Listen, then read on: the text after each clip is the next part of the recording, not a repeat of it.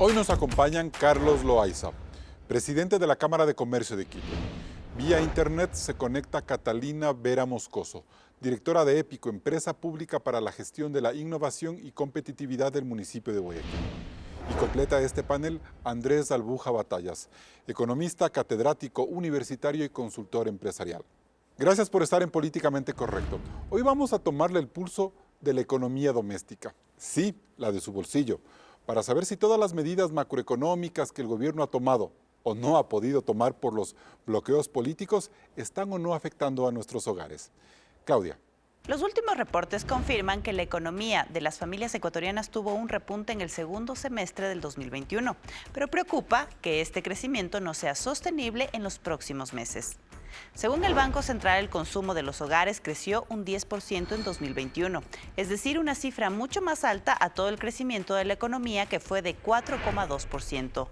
Parte de este boom tiene que ver con el aumento de las remesas de los migrantes, cifrada en 2021 en 4.363 millones de dólares, la cifra más alta en 16 años.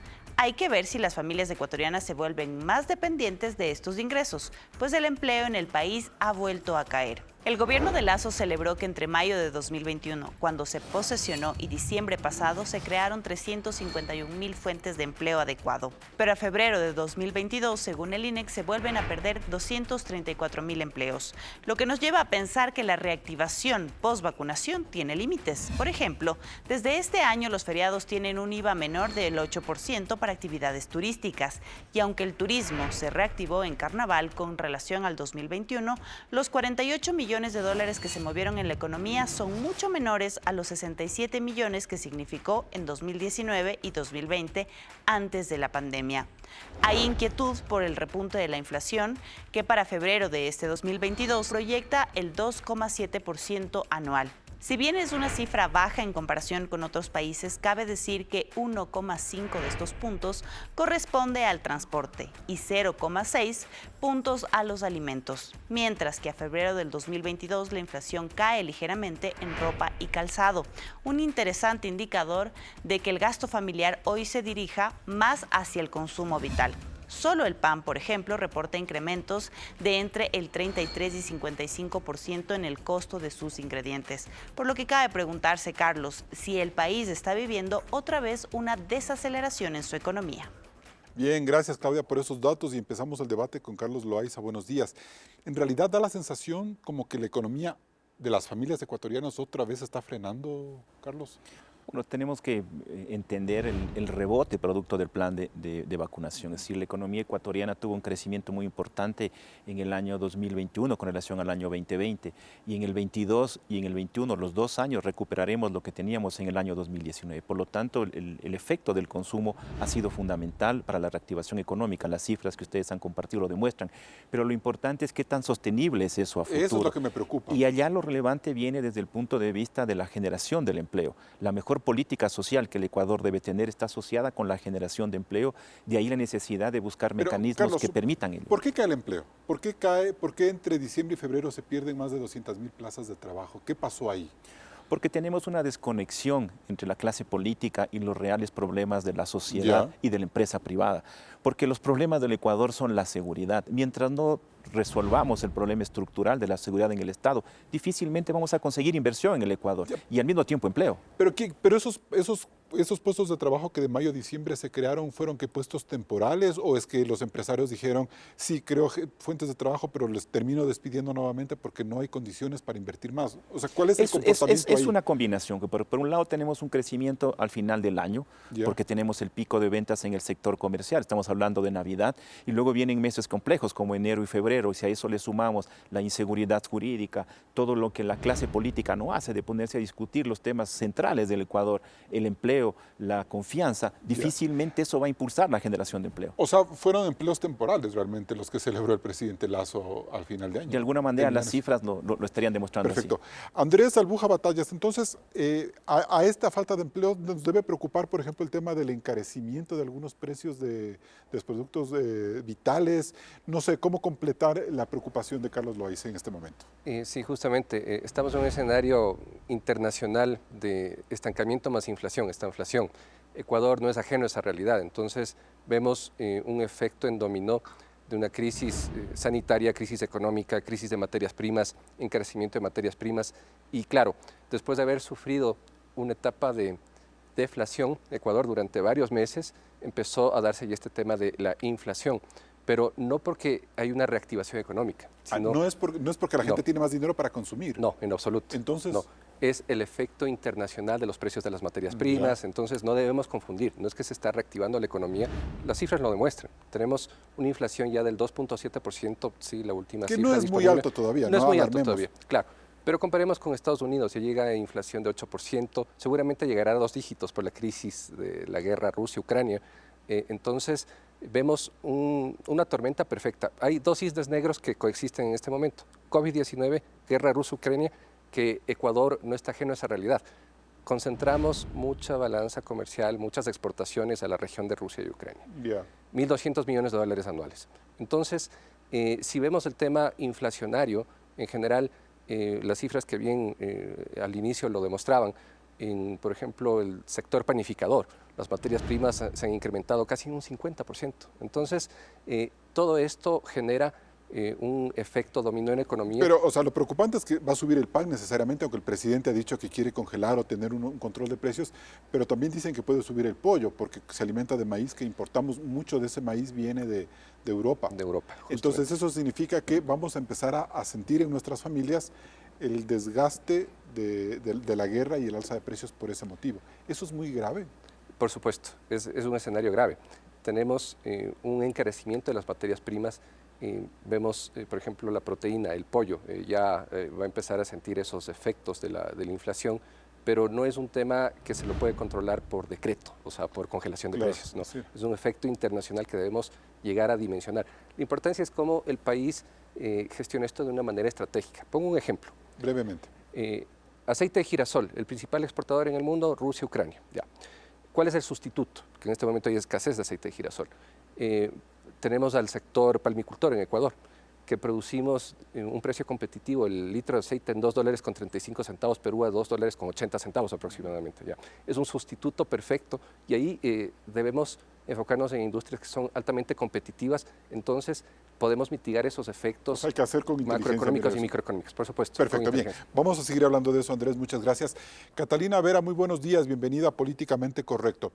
Y en estos primeros meses del gobierno de Lazo, donde se sintió un pequeño boom del empleo y otra vez cae, ¿cuál es el comportamiento de la gente? ¿Cómo está mirando la gente que va donde usted a pedir una guía para el emprendimiento? ¿Qué es lo que usted siente en esa gente en este momento, Catalina? Efectivamente, dirigimos un centro de emprendimiento aquí en la ciudad de Guayaquil y así tenemos la oportunidad de caracterizar al ciudadano que busca emprender y escuchamos su vivencia, entendemos sus razones y eso es lo que puedo comentar el día de hoy. Efectivamente se van dando algunas prácticas con respecto al empleo que afectan la decisión del ciudadano a lo que nosotros entendemos, vemos y denominamos emprendimiento. Emprendimiento es crear valor, sin embargo, nos caracterizamos los ecuatorianos y nos identificamos como personas emprendedoras. Así que hablamos muy generalmente, mucho y tal vez un poco a la ligera del emprendimiento, pero prestamos servicios a los ciudadanos que desean emprender. Y esas razones están relacionadas con una precarización, digámoslo así, del precio del trabajo, los salarios que están percibiendo. Catalina, sí, a eso quería llegar, porque me da la sensación de que el emprendimiento debería ser un proyecto de vida sobre el cual la persona que quiere emprender tenga ciertas herramientas para hacerlo. Pero me parece a mí que la crisis ecuatoriana está obligando a que cualquier persona que no tiene trabajo considere que rebuscarse la vida es un emprendimiento. Entonces, no sé si vale hacer esa diferenciación, Catalina. Por supuesto, emprender realmente es esa capacidad que tenemos y que podemos desarrollar para detectar oportunidades, detectar necesidades y hacer una generación de soluciones valiosas, sea a través de productos, servicios, proyectos. Pero en general, cuando hablamos de emprendimiento, estamos hablando de creación de valor. Sin embargo, en estos momentos, el ciudadano que se denomina, se autoidentifica como emprendedor, es un ciudadano que toma la decisión, uno, según los testimonios de los mismos usuarios de nuestro servicio, toman la decisión de no aceptar una oferta o una posición laboral porque siendo profesionales irían a percibir un salario que es el mínimo. Y entre percibir un salario mínimo y emprender, muchos de ellos deciden emprender. Así tenemos una comunidad de 10.000 personas que toman servicios que están vinculados a procesos de incubación empresarial a través de nosotros. Perfecto. Así que esa realidad la conocemos muy bien. Bien, Catalina, me voy a un primer corte comercial y regreso con usted para que nos explique en qué consiste este cambio de mentalidad en el tema del emprendimiento. Seguimos en Políticamente Correcto. Políticamente Correcto está en vivo en Radio Suceso 101.7 FM Quito y hay un reprise a las 20 horas. Vamos a una pausa y regresamos con más del análisis. Seguimos en Políticamente Correcto. Catalina Vera, a ver, esto quiero que me explique muy bien porque me parece que es interesante. Usted dice, hay profesionales que porque consideran que no merecen ganar un sueldo básico, que es lo que le ofrece la empresa privada, deciden emprender. Pero ese emprendimiento, Catalina, ¿tiene que ver con la profesión que ellos tienen o necesariamente incursionan en otras actividades más bien comerciales como para poder sobrevivir y dejan de lado sus sueños de haber tenido una carrera? Aquellos emprendedores que han tenido mayor nivel de especialización, tienen una profesión, se dedican a los servicios profesionales y sí buscan la asesoría de cómo convertir esa actividad profesional, personal, en un modelo de negocio y cómo construir una propuesta de valor que les ayude a diferenciarse en el mercado. Sin embargo, eso no es la mayoría. La mayoría de los emprendedores son aquellos que se están dedicando a emprendimientos tradicionales o actividades tradicionales. Yo les puedo contar que de nuestra comunidad de emprendedores, más del 34% de ellos están dedicados a la producción de alimentos en gastronomía, porque es parte de nuestro entendimiento de que quien emprende en gastronomía le va a ir bien. Pero ¿qué es la gastronomía? Es decir, es, con todo el respeto, ponerse un pequeño local de comidas o vender empanadas. A esos a los que están apuntando, me parece que es una forma de disfrazar el subempleo y ponerle palabras bonitas a una realidad muy dura, Catalina. Definitivamente la realidad es muy dura. De nuestra comunidad de emprendedores, tenemos un gran porcentaje de personas que quedaron en el desempleo y que vinieron a nosotros para encontrar herramientas y poder emprender. Otro gran componente de nuestros emprendedores son aquellos que su ingreso a través de su trabajo no les permite llegar a completar la canasta y entonces tienen que emprender, realizar una actividad comercial que les permita completar y poder sobrevivir y llegar al fin de mes. Un 4% de los emprendimientos que nosotros recibimos son emprendimientos que nosotros denominamos emprendimientos de oportunidad. Aquellos que están basados en una conexión con el mercado y que son los que tienen potencial de generar empleo y son los que levantan la economía. Perfecto. Bien, dejemos ahí esta primera discusión, Catalina, volvemos con usted en un minuto. Carlos Loaiza, hay una realidad bien preocupante, ¿no? Los profesionales no logran encontrar un nicho, pero ¿cómo se está comportando la economía en este momento? ¿Cuáles son los sectores en los que estamos yendo bien? Está decayendo la venta de autos, vemos que el turismo no arranca, vemos que la construcción no arranca. A lo único que nos estamos dedicando es a comprar y vender comida para poder subsistir. ¿Cuál es el mapa del comercio ahí? Hay una cifra que creo que es importante entender para fijar el contexto. Desde el año 2018 hasta el año 2022, nuestro Producto Interno Bruto está alrededor de los 100.000 millones de dólares. Es decir, en el 2022 recuperaremos el tamaño de economía que teníamos antes de la pandemia. Okay. Y en ese interín, la economía la población del Ecuador crece 1.5 por año. ¿Qué significa? Que el tamaño de nuestra economía sigue siendo la misma, 100.000 millones, solo que en lugar de 17 millones, hoy somos 18 millones de ecuatorianos. Es decir, somos un país más pobre si lo vemos desde el Producto Interno Bruto per cápita. Por lo tanto, lo importante es comenzar a mirar aquellos sectores que nos pueden impulsar el empleo. ¿Por qué la construcción es importante? Porque la construcción es un sector que aún es uno de los más deprimidos, pero podría impulsar el empleo. Ya en su momento la construcción representó 14% del PIB y es un sector que nos puede ayudar a generar empleo no calificado. Pero ¿por qué no hay construcción? Pero, por ejemplo, ¿por qué no se logra un boom de construcción otra vez? Porque como país no hemos logrado tener la capacidad de atraer inversión. Ya, okay. Y es fundamental inversión porque con un Estado endeudado, con un Estado con un tamaño enorme, es muy difícil que el sector público por sí solo pueda generar las fuentes de empleo y la generación de nuevas oportunidades. Y si a eso, ya aterrizando en la economía real, a muchos sectores de clase media que ahora tienen que pagar más impuestos por las decisiones de la ley tributaria, eso quiere decir que esa gente quizás tenga menos posibilidades de tener un préstamo hipotecario porque ese dinero lo tienen que destinar al Estado. ¿Eso es real? Es real, porque no solamente es eso. Lo que pasó en el Ecuador es que la clase media disminuyó. Muchas personas de la clase media que tenían sus hijos en escuelas privadas, universidades privadas, las tienen que trasladar a colegios fiscales, a escuelas fiscales, de universidades fiscales, porque hay un efecto de contracción del nivel de ingreso de las familias. Por lo tanto, es fundamental y urgente, Carlos, que logremos generar mecanismos que permitan incentivar la inversión. Por ejemplo, que venga inversión extranjera o inversión privada directa. Primero tenemos que dar seguridad a los inversionistas que ya están hoy en el Ecuador para generar el empleo y por supuesto también la inversión extranjera de gran escala, infraestructura, petróleo y minería. Y hablando de emprendimiento, creo que es fundamental salir de ese emprendimiento tradicional o de subsistencia para ir a emprendimiento de alto impacto. Que nos agregue valor. Que nos agregue valor y que nos traiga inversión. Ya, ahora, Andrés Albuja, no sé, tengo la sensación de que el país necesita un shock, ¿no es cierto? ¿Cómo estamos viendo el comportamiento de la economía? ¿En qué se está moviendo la economía de las familias ecuatorianas hasta este momento? Ya, básicamente consumo. Las cifras lo demuestran. Consumo, subsistencia. O sea, que las compras en el supermercado. Sí. Ya, okay. Debemos enfocarnos, justamente coincido con Carlos, en el tema de atracción de inversión. Debemos atraer la inversión, fortalecer la existente, que no se fugue a países vecinos, a Colombia, Perú.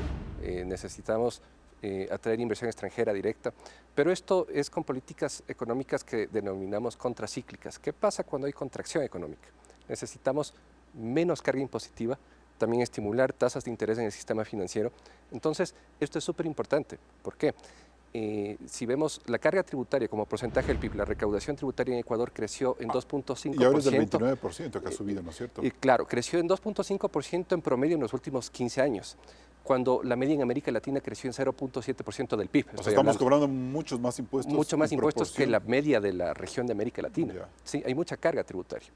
Eso un punto, el tema tributario, que es contraproducente, es contradictorio decir, bueno, quiero traer inversión, pero subo impuestos. Es un mensaje erróneo. Ahora, volviendo un poco a la economía doméstica, ¿por qué, por ejemplo, si estamos hablando de un problema de desaceleración económica, por qué, por ejemplo, vemos que en Ecuador hay tantos conciertos? ¿Por qué vienen tantos artistas al Ecuador a ofrecer conciertos y vemos que la gente hace fila por pagar las entradas a esos Excelente pregunta. Sí. ¿Qué pasa ahí? Ecuador es una economía, de consumo, y que tal vez si nos enfocamos en ese segmento, pues no representa la gran mayoría de la población económicamente activa, ¿no? Entonces, eso es fundamental. Si vemos el comportamiento, por ejemplo, del empleo adecuado, solo para contrastar, ha decrecido 34%, 33%, hasta el 30% en los últimos meses. Va bajando un punto porcentual. O sea, y va a seguir bajando si no se toman medidas. Si no se toman medidas. O sea, vamos a seguir viendo más desempleo en los próximos meses si las cosas siguen tal cual están. Si seguimos el status quo, bien lo dijo Carlos, sigue creciendo la población, ¿sí? Y el PIB está estático. Otra cifra, comparemos Ecuador con América Latina. ¿Cuánto crecimos en el año 2021? Al 4.5%. ¿Cuánto creció la región? Al 6%. Entonces, Ecuador obviamente está con una política económica errónea que afecta a la parte microeconómica, a la economía de las familias. Perfecto, bien. Nos vamos a un siguiente corte comercial. Seguimos en Políticamente Correcto. Luego del corte hablaremos de las finanzas personales. Los ecuatorianos están teniendo mayor liquidez. No se desconecte de la señal de Coavisa. Y otro indicador de cómo va la economía de los hogares puede ser el del consumo a través de las tarjetas de crédito. En la toma cenital que mostramos a continuación, vemos que en todo el país hay unas 2,6 millones de personas que tienen en su poder 5,7 millones de tarjetas de crédito. Según la Superintendencia de Bancos, solo en febrero de 2022, por este método de pago, se movieron unos 1.105 millones de dólares, es decir, un 20% más de las transacciones de febrero de 2021 que registraron 904 millones de dólares. Sin embargo, en consumos diferidos, es decir, en deudas, los tarjetavientes de febrero de 2022 reportaron consumos por 312,3 millones de dólares, monto que es casi el doble a lo que se registró en deudas en febrero de 2021. Hablamos de 172 millones de dólares. Un análisis que hizo el portal Primicias con base a estas cifras de la superintendencia demuestra que el 47% del consumo en supermercados se difiere, es decir, que queda como una deuda, así como el 41% de los gastos en salud y el 70% de los gastos en educación, lo que sería una muestra más de la dificultad que tienen las familias ecuatorianas para cerrar el mes sin recurrir a las deudas. ¿Y cómo ve usted en ese sentido, Andrés Albuja Batallas, la situación del endeudamiento vía tarjeta de crédito? Parece que todavía no es muy alto, pero vemos que ya en un año estamos recurriendo más a ese servicio. Sí. Bueno, es el reflejo de lo que tiene la macroeconomía también, una economía endeudada al 75% de Ecuador. La economía de los hogares, pues a lo largo de años ha sufrido ese contagio de las finanzas públicas al sector real de la economía, a la economía familiar. Entonces, bueno, las cifras lo dicen. Cada vez hay una tendencia mayor en endeudarse, ¿sí? Incluso en consumo. Entonces, ¿qué tenemos con el caso de Ecuador? Pues esta ausencia de empleo, esta ausencia de políticas económicas que reactiven la economía, efectivamente, ¿no? Porque si hablamos de inversión y por otro lado subimos impuestos, hay una diferencia muy grande, no guardamos una concordancia para traer la inversión. Claro, exactamente, no es coherente. No es coherente, ajá. Entonces, lo que debemos hacer es estimular. Y aquí hablo del sistema financiero también, que cumple un rol fundamental en la economía de los hogares, de las empresas, en el circuito microeconómico, macroeconómico.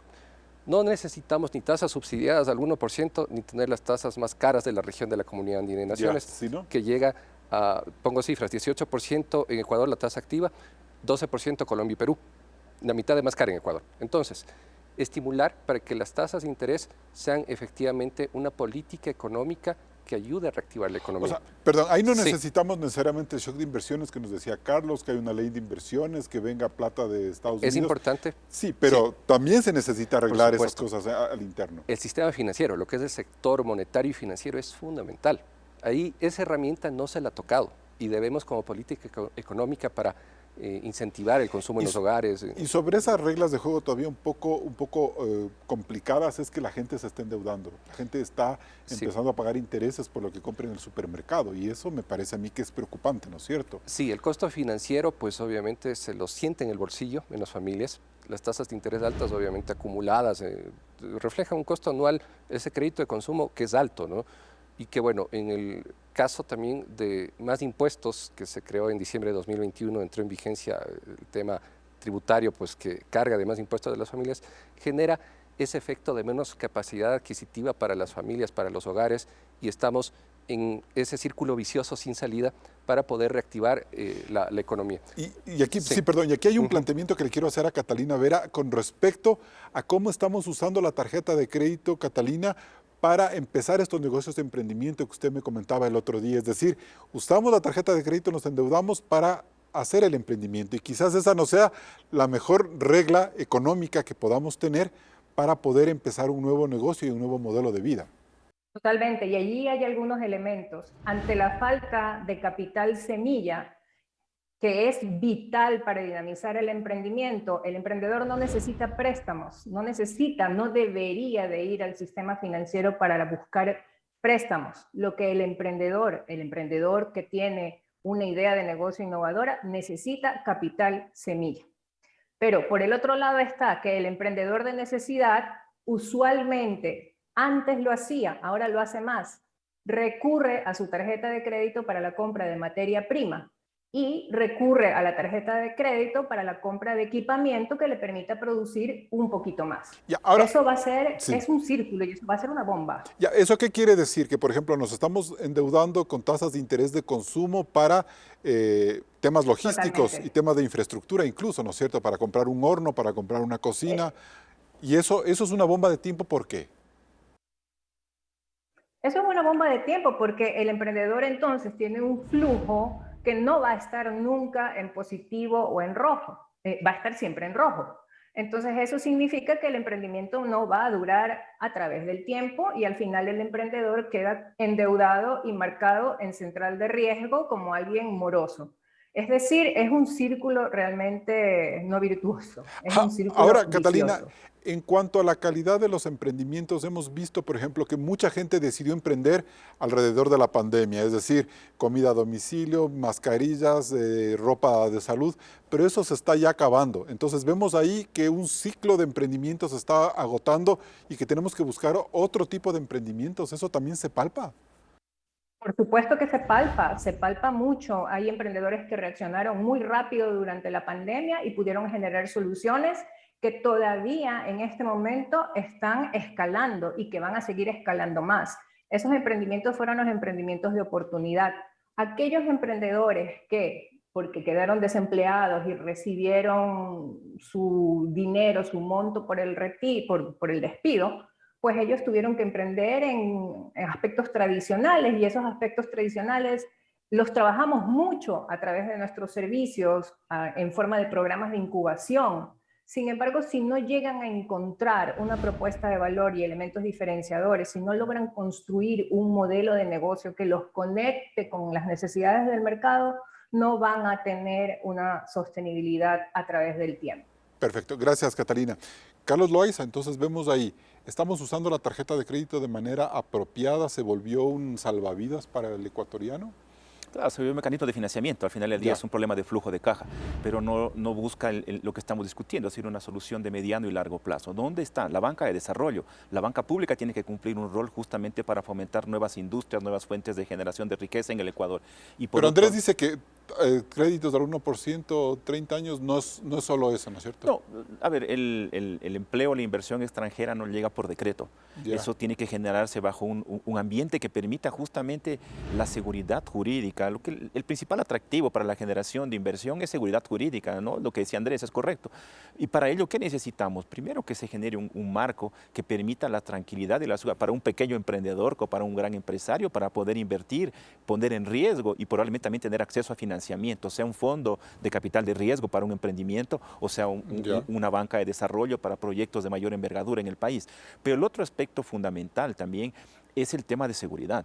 Porque mientras no resolvamos el tema de seguridad que existe en el Ecuador, hablando de la delincuencia, de lo que está pasando en las cárceles, eso es un desincentivo, eso es un factor que ¿Para también... quién es un desincentivo? Para todos, porque limita el consumo, porque la gente tiene miedo a salir, tiene miedo a consumir y por supuesto para las grandes Ahí empresas... le quiero hacer una pregunta que me parece, no sé hasta qué punto es muy exagerada, pero decir, estamos volviendo a abrir los locales, estamos volviendo a abrir la economía post-COVID, pero usted dice que seguramente la gente va a dejar de ir a esos lugares porque tiene miedo a que la asalten.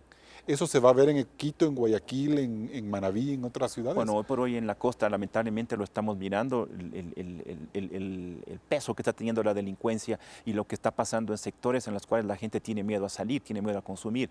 De ahí es fundamental una estrategia que permita justamente resolver ese tema estructural de seguridad, no solamente en las provincias que están cerca de puertos o línea de frontera, sino también en el resto del país, porque es así como el Ecuador se vende al mundo y eso también sin duda afecta a todos los esfuerzos del gobierno nacional por atraer inversión extranjera y local al Ecuador. Ahorita, ¿qué es lo que le está sosteniendo a la economía del país en cuanto a la economía doméstica? Bueno, tienes que mirar por un lado el precio del petróleo, que es lo que de alguna manera esos precios, si bien tiene un efecto negativo también por importación, pero sin embargo esos precios del petróleo permitirían 1.000 o 1.500 millones de dólares adicionales que el gobierno tendría por ese nivel de precio. El sector exportador, camarón, perdón, banano. Carlos, este momento está bien que sigan congelados los precios del diésel y la gasolina extra, por ejemplo.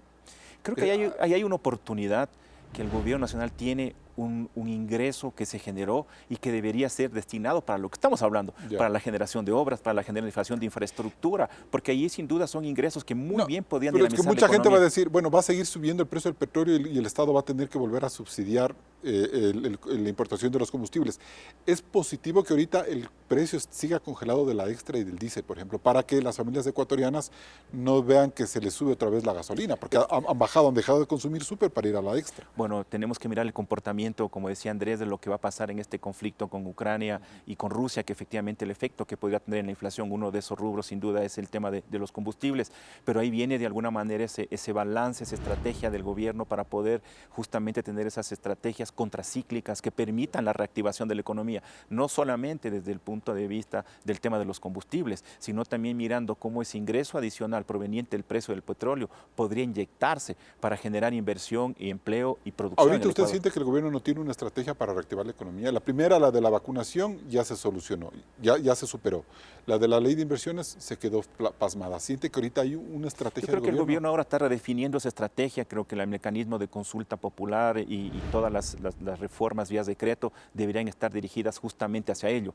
Pero el problema no es el gobierno, es la clase política que no está aterrizando a tierra en los serios problemas del Ecuador, seguridad y empleo. Es decir, que una consulta popular no solo debe ser para que la asamblea sea bicameral o que no haya consejo de participación ciudadana, sino para que el pueblo se pronuncie sobre las reformas económicas que necesite el Ecuador. Las principales preocupaciones de los ecuatorianos son seguridad y empleo, y es hacia allá donde deberíamos estar enfocándonos y no hacia lo que la clase política nos quiere llevar. Bien, nos vamos a un siguiente corte comercial. Vamos a una nueva pausa y al volver hablaremos de la ley humanitaria. 2 años después se lograron salvar los empleos. No se desconecte, regresamos enseguida. La ley humanitaria está a punto de cumplir 2 años de vigencia, una normativa creada en medio de la pandemia para detener el impacto de la crisis económica y que ha tenido críticas en todo nivel. De hecho, la Asamblea Nacional ya plantea algunas reformas. Uno de los ejes más debatidos fueron los contratos emergentes y la reducción de la jornada laboral hasta en un 50% y el salario en un 45%, por 1 año y con opción a renovar por 1 año más, que será este 2022. Eso quiere decir que los trabajadores deberán volver a su sueldo original. Según datos del Ministerio de Trabajo, hasta febrero del 2021, 88.336 personas permanecen en nuevas modalidades de contrato, es decir, emergentes o por giro de negocio. También 66.581 personas están en reducción de jornada o acuerdos para preservar el empleo.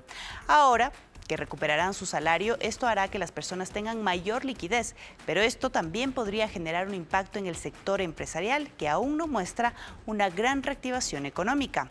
Carlos, el legislativo no logra trabajar en alguna ley que realmente fortalezca la economía, ni por iniciativa propia ni las que llegan del Ejecutivo. Por ello, la pregunta es, después de la ley humanitaria, ¿qué? Bien, Carlos Báez, entonces ahí viene un problema adicional. ¿Las empresas están listas para volver al nivel de contratación por horas y de sueldos que había antes de la pandemia? Ya lo estamos haciendo, porque de hecho ya las empresas poco a poco están retomando. Pero todavía hay un remanente, ¿no? Es un remanente, pero parte del incremento en el retorno a los salarios anteriores también ha afectado el incremento en el consumo. Esto también es importante tenerlo, porque el retorno de las personas a actividades presenciales, de tener más personas en las ciudades, creo que incrementa el consumo. Eso es positivo. Es positivo, Ya, sin duda, y el sector privado está preparado y está comprometido para hacerlo. Lo fundamental ahora es poder tener ese marco legal que genere los incentivos y la promoción y la generación de empleo y, por supuesto, también trabajar en el tema de seguridad. El tema de seguridad es importante. ¿Usted se refiere a seguridad ciudadana? Seguridad ciudadana, seguridad en las cárceles y también el combate a la delincuencia y al narcotráfico. El Ecuador por sí solo no lo podrá resolver y de ahí la necesidad de contar con apoyo y cooperación externa. ¿Qué pasa si en los próximos meses vemos que ni del legislativo ni del gobierno existen los incentivos o las posibilidades imaginativas de darle unas certezas económicas al país? ¿En qué vamos a terminar? Bueno, como sector privado continuaremos haciendo lo que estamos haciendo, lo que hicimos en pandemia, seguir protegiendo, seguir generando riqueza, pero es necesario el poder contar con instrumentos que permitan al Ecuador aprovechar la oportunidad regional que el Ecuador tiene de poder atraer inversión y generar empleo. Pero seguirá, por ejemplo, bajando, como dice Andrés, el empleo 1 punto porcentual cada mes, si es que no se hace nada. O sea, esa es la curva. Y no solo eso, lo vemos desde el 2018, que el tamaño de la economía sigue igual, la población sigue creciendo y el Ecuador no es capaz de poder, con las herramientas actuales, generar oportunidades laborales para la gran mayoría de ecuatorianos que no lo tienen. ¿Usted cree que si no hacemos algo en este momento, la gente va a empezar a dejar de consumir otra vez? Bueno, es un efecto natural, es decir, si de alguna manera no se logra reactivar, ya no reactivar, crecer, porque recordemos la cifra, crecemos 1.5 como población y la economía no logra, que deberíamos crecer al 4 o 5% para lograr disminuir los niveles de desempleo que el Ecuador tiene. Sin inversión extranjera y sin inversión local o privada es muy difícil lograr esos niveles de crecimiento. Andrés. Sí, justamente. La política económica es sumamente importante. El tema de consulta popular debe ser utilizado no solamente para el tema político, el tema de eliminar Consejo de Participación Ciudadana y Control Social, sino tengo identificado 3 artículos en la Constitución que son sumamente importantes. Artículo 5 de la Constitución. Actualmente se prohíbe la cooperación internacional, las bases extranjeras, y eso es importante para la lucha contra el narcotráfico, el crimen organizado, justamente lo que dice Carlos. Necesitamos un ambiente de confianza. No lo hay. Por eso hasta se fugan los compatriotas, tenemos remesas que han crecido en 31% en el 2021 respecto al 2020. Pero eso es ¿por qué hay más remesas? ¿Porque la gente Varios está factores. mandando más a Ecuador o porque se ha ido más gente del Ecuador hacia el Ambos extranjero? factores, ambos factores. O sea, aquí no encuentran las herramientas, no encuentran un mercado laboral que sea atractivo, se fugan del país y eso es sumamente perjudicial para la economía porque es el hecho de seguir perdiendo capital humano que puede seguir generando más riqueza para el país Y a vemos largo lo que nos plazo. cuenta Catalina, ¿no? Claro, Es decir, que la gente deja de ser profesional por emprender para subsistir. Así es. Ya. Entonces, el artículo 5 de la Constitución es sumamente importante modificarlo para permitir esa cooperación Ya, internacional ok. En contra tema el de seguridad. narcotráfico. Ajá. Sí. Artículo 283 de la Constitución, 283. Tenemos una Constitución ultra garantista. El sistema económico ha fracasado, no va más. Ya. El sistema económico, social y solidario realmente era una utopía mal vendida que lastimosamente caló sí en el electorado, pero necesitamos una economía que no le siga cargando de responsabilidades al Estado que son inviables. Por ejemplo, el tema de seguridad social, el tema de Banco Central, que se regresó a ver como caja chica de gobierno. Instituto Ecuatoriano de Seguridad Social, 10.000 millones de dólares le deuda el gobierno central, 8.000 millones de dólares de hueco patrimonial al Banco Central. Entonces, una constitución además de ultra garantista, hiperpresidencialista. Ese es el artículo 303 de la Constitución. Políticas económica, monetaria, financiera, crediticia, cambiaria son facultad exclusiva de la función ejecutiva. Eso es un gran riesgo. Después de Guillermo Lasso, ¿quién viene? Tendrá esa herramienta que es sumamente perjudicial en el caso de utilizarle mal. Ahora, Andrés, y por ejemplo, en una consulta popular debemos hablar sobre empleo, por ejemplo, sobre una reforma laboral. Supuesto. ¿Se puede preguntar eso? Sí. O sea, el sistema económico en general, que de ahí se viene alineando toda la política económica, laboral, etcétera. Entonces, es prudente para tener un mercado laboral con una legislación laboral mucho más proactiva, más moderna. Eso es fundamental. Las nuevas modalidades contractuales, nuestro código de trabajo es caduco, es completamente caduco, no se adapta a las necesidades actuales. Entonces, es fundamental, sí, partir de lo macro, que es la política económica, el sistema económico, y de ahí seguir alineando, ¿no? Se puede cambiar la Constitución en ese sentido para luego alinear con leyes. Bien. Ahora, y aquí hay una pregunta interesante para Catalina Vera. Hay mucho miedo de plantear, por ejemplo, en una consulta popular algo alrededor de la reforma laboral. No sé si textos precisos de legislación o tal vez sí el espíritu de un cambio de una reforma laboral. Y yo le pregunto esto a Catalina. ¿El elector ecuatoriano, el ciudadano ecuatoriano, asumirá con interés y con alegría una reforma laboral que, como lo han dicho los sindicatos, va a suponer precarización, ventajas para los empresarios, explotación, etcétera, etcétera? ¿O usted cree que en este momento el ecuatoriano promedio mira con interés un cambio en esa legislación? Yo creo que realmente en este momento la ciudadanía, el ecuatoriano está desencantado. No creería que le ponga realmente mucho énfasis, ni le ponga mucha fe en una reforma que venga a través de una consulta popular. En este momento hay desencanto. Es necesario producir para poder sobrevivir. En este momento necesitamos políticas públicas que sean realmente innovadoras y ágiles, basadas en efectividad. Todo proyecto, toda política pública que se vaya a construir tiene que tener indicadores de impacto en la economía. Tenemos que empezar a pensar, si bien es cierto, estamos en un momento en donde los cerebros más brillantes tienen que empezar a generar soluciones, también tenemos que empezar a pensar en el siguiente momento en el tiempo. Pensar que tenemos que atraer inversión, exportaciones, generar encadenamientos productivos, volver la mirada hacia la ciencia y la tecnología para poder generar emprendimientos innovadores Catalina, que generen empleo. Usted me dice, un profesional no quiere ganar $400 en una empresa privada y prefiere emprender, incluso sacrificando su carrera profesional, o sea, para lo cual él se formó. O migrar. O migrar a otros países. Entonces, bueno, eso es porque nos han dicho las autoridades que hay un régimen laboral estricto. Yo me pregunto eso, ¿no cree usted que la gente va en una consulta popular a definir el mecanismo de una reforma laboral que le dé a ese ingeniero que gana $400 la posibilidad de tener un marco laboral que le permita aprovechar mejor su condición de profesional? Es bastante complejo. A la final el mercado laboral tiene sus propias prácticas. Aun cuando la legislación diga algo o la normativa diga algo, en la práctica el mercado laboral funciona de una manera como funciona cualquier mercado. En este momento nos podemos encontrar que una práctica común es empezar la contratación a través de la facturación. Estamos pagando $2 la hora de trabajo. $2 la hora de trabajo.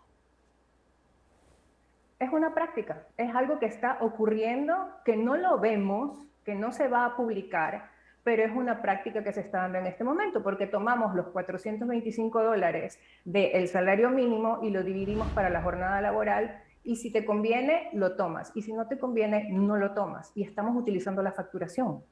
Hay que revisar lo que está sucediendo en términos de facturación. Y claro, porque esa facturación incluso te permite a ti contratar por menos horas a esa persona, entonces ni siquiera se cubre el salario básico. Por ¿verdad? supuesto. Pero entonces, ¿cómo logramos que el sistema económico cambie esa mentalidad? Es bastante complejo. Estos cerebros brillantes en este momento deberían de generar toda una serie de políticas, de incentivos que permitan la incorporación de nuevos talentos en las empresas, por ejemplo. Es bastante decidor el desincentivo en este momento con la normativa tributaria.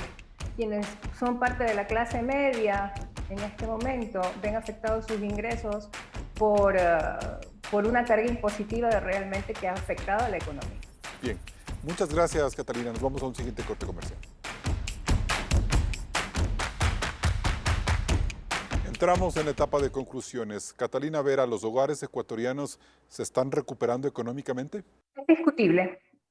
La realidad del emprendedor local, y asumimos que de todo el Ecuador, es un emprendedor que en este momento está emprendiendo por necesidad. No encuentra acceso al mercado laboral, y si encuentra acceso al mercado laboral, a un puesto de trabajo, es realmente con un precio, un salario bastante precarizado. Muchas personas entonces están dejando de lado el trabajar una relación de dependencia por dedicarse al emprendimiento. Sin embargo, eso es emprendimiento de necesidad y eso no es lo que necesitamos. Necesitamos emprendimiento innovador, emprendimiento de oportunidad, y para eso hay que generar política pública que sea muy ágil y muy eficaz. Andrés Arbuja Batallas. Bueno, tenemos una economía de subsistencia en general y lo que esperamos es políticas contracíclicas, es decir, menos carga impositiva, menos tasas de interés, un acompañamiento del gobierno en una consulta popular para modificar las distorsiones, como por ejemplo lo que causa tanta inseguridad. El artículo 5 de la Constitución es fundamental modificarlo para que esto genere un clima de confianza, de inversión. Los principales factores para la economía son altas tasas impositivas, alta corrupción, altas tasas de interés, y todo esto pues debemos combatir con políticas públicas enfocadas en eso, y también una responsabilidad de la ciudadanía. Ya no estar en un círculo vicioso de una economía de subsistencia y de gasto, sino que tenemos que innovar, tenemos que priorizar el gasto. Entonces las familias también deben entrar en un tema de responsabilidad para priorizar sus gastos y poder ordenar las finanzas familiares. Carlos Loaiza, ¿qué es lo políticamente correcto? La consulta popular es la alternativa que nos va a permitir efectivamente impulsar las reformas en lo laboral, en el tema de seguridad ciudadana y por supuesto en materia de inversiones, para dar la posibilidad de que la gran mayoría de ecuatorianos tengan una oportunidad. Allí está el mecanismo bajo el cual podremos llevar adelante esas reformas que la Asamblea Nacional ha sido incapaz de llevar adelante. Y mientras los políticos de la Asamblea se dan golpes de pecho y pretenden hablar en nombre de los ecuatorianos más empobrecidos, vemos que con su ineficacia y radicalismo se han olvidado de encontrarle alguna solución a estos problemas de la economía real y cotidiana. La vacunación cumplió un primer efecto positivo en la reactivación económica, pero mientras el país no defina una ruta hacia la atracción de inversiones, no implemente reformas inteligentes en materia laboral o no dinamice la economía interna, volverá el estancamiento y la sensación otra vez de que el país no va a ninguna parte. La reactivación económica debe ser el principal acuerdo nacional para que los políticos y sus políticas tengan algún propósito y sentido. Hasta el próximo programa. Así cerramos este debate de Políticamente Correcto. Recuerde que tenemos una nueva cita el próximo domingo. Siga con la señal de Coavisa.